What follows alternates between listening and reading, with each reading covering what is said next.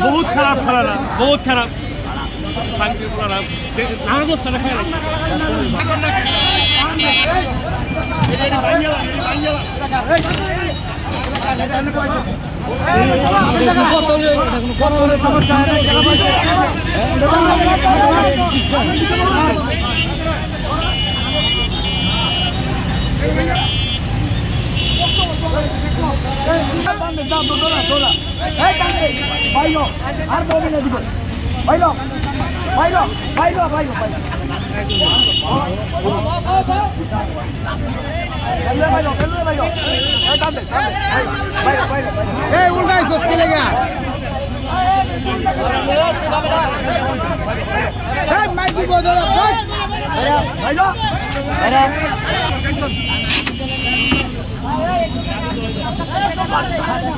भाई भाई भाई भाई এখন ধরেন না থাক ভাই থাক ভাই আচ্ছা দোয়া করব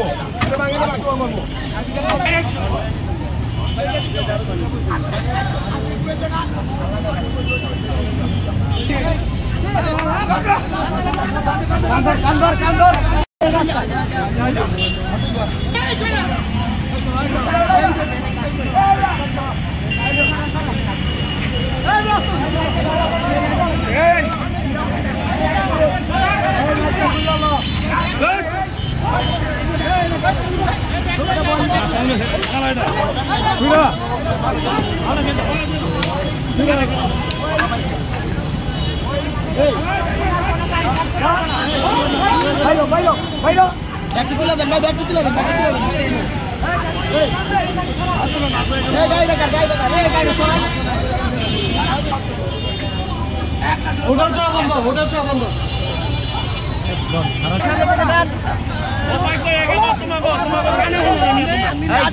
জনগণের সাথে রিমান্ড দেয় না ভাই এই যে নেতা বলে রিমান্ড দেয়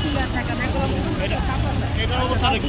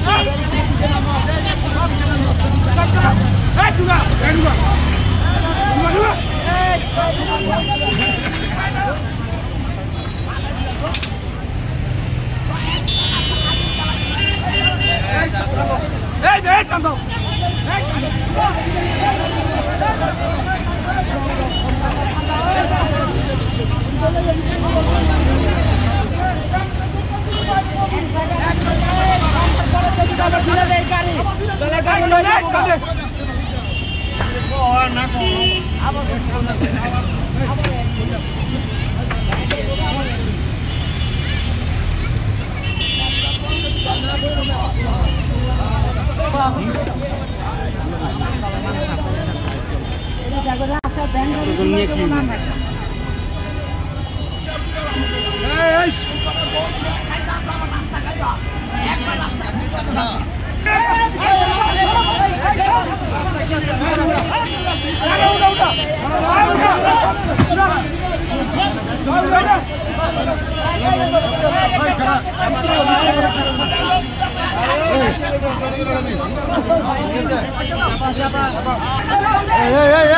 আমি নিচে নামা যাচ্ছি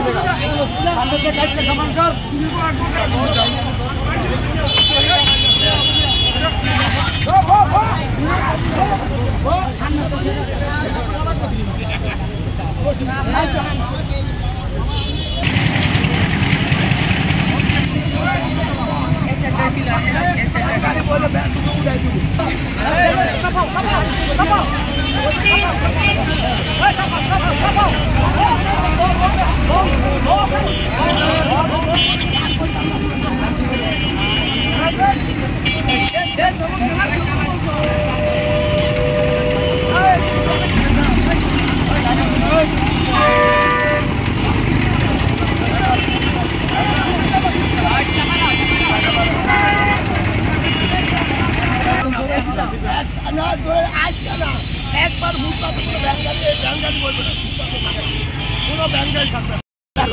আমি আইন শৃঙ্খলা মিটিংয়ে বারবার ডিসিএসপিকে বলেছি ফুটপাত নিয়ন্ত্রণ করার জন্য এবং রাস্তায় যেন কোনো ভ্যান গাড়ি না চলে, এটা না বুঝে জনগণের স্বার্থে এবং যানজট মুক্ত করার জন্য আমি 5 আগস্ট পর্যন্ত 20 বার অভিযান চালিয়েছি।